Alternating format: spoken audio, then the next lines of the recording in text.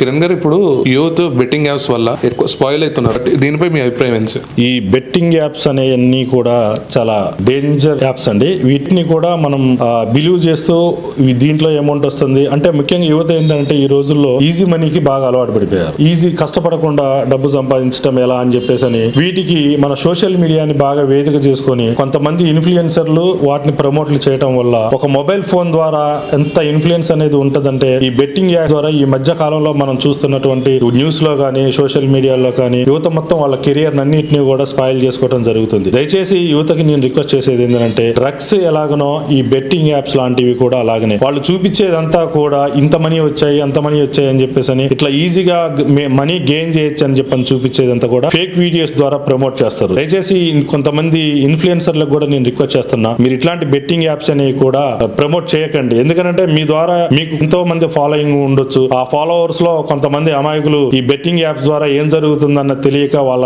Amount అనేది పోయి వాళ్ళ ఫ్యామిలీలన్నీ కూడా రోడ్డు మీద పడేటువంటి సిచ్యువేషన్ లోకి వస్తున్నాయి. దయచేసి ఈ బెట్టింగ్ యాప్స్ ని ప్రమోట్ చేయకండి. యువత కూడా ఈ బెట్టింగ్ యాప్స్ పోకుండా మీ స్టడీస్ మీద కాన్సన్ట్రేషన్ చేసి కష్టపడే విధానం పైన మీ యొక్క మైండ్ ని కాన్సన్ట్రేషన్ చేసేసి మీరు ఉన్నత స్థానాల్లో ఉండాలని చెప్పేసి కోరుకుంటున్నా. అలాగే ఇప్పుడు చూస్తున్నట్టయితే ఐపీఎల్ సీజన్ నడుస్తుంది. ఈ ఐపీఎల్ సీజన్ లో కొన్ని వేల కోట్లు అనేవి బెట్టింగ్స్ ద్వారా జరుగుతున్నాయి అని చెప్పేసి వింటూ ఉంటాం. దయచేసి ఇక్కడున్న లోకల్ అందరూ అన్ని ఫ్యామిలీ పేరెంట్స్ అందరికీ కూడా రిక్వెస్ట్ చేసేది ఏంటంటే, మన పిల్లలు ఏ రకంగా అయితే ఇటువంటి యాప్స్ ఏమైనా చూస్తున్నారా, బెట్టింగ్ కి ఏమైనా యూజ్ చేస్తున్నారా అనేది కొంతమంది పిల్లలు తెలిసి తెలియక ఈ ఐపీఎల్ బెట్టింగ్ లలో కూడా పాల్గొంటూ ఉండొచ్చు. దయచేసి పేరెంట్స్ కి రిక్వెస్ట్ చేస్తున్నా, కూడా వాళ్ళని సున్నితంగా గమనించేసి ఇటువంటి ఇబ్బందులు లేకుండా వాళ్ళ ఫ్యూచర్ ని మంచిగా కెరియర్ పరంగా గైడ్ చేస్తూ ఉంచేసి వాళ్ళని ఉన్న స్థానంలో మనందరం కూడా చూడాలని చెప్పేసి కోరుకుంటాం. ఇక్కడ గవర్నమెంట్ ఎట్లాంటి యాక్షన్ తీసుకోవాలి సార్ ఈ బెట్టింగ్ యాప్స్?